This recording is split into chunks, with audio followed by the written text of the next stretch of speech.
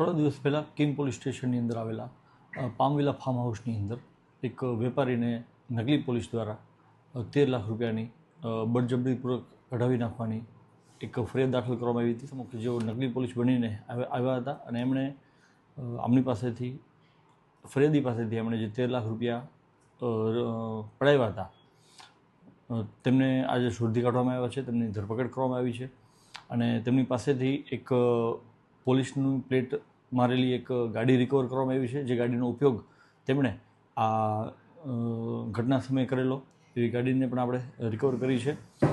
ઉપરાંત તેમની પાસેથી જે 13 લાખ રૂપિયા જે છે એ રિકવર કરવાની પ્રોસિજર હજી ચાલુ છે. અને થોડા સમય પહેલાં કિંગ પોલીસ સ્ટેશનની અંદર આવેલા એક પામવિલા ફાર્મ હાઉસ, જે મોડદ ગામની હદમાં આવેલું છે, ત્યાં વેપારી ત્યાં ગયેલા. તેમના સાથે એક મિત્ર પણ હતા, બીજા એક મહિલા પણ હતા.